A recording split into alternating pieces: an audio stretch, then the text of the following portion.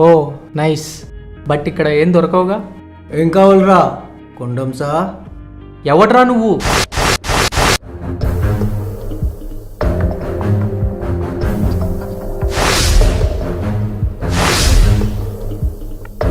వాడితో మనకెందుకు, చుట్టూ చెట్లున్నాయిగా.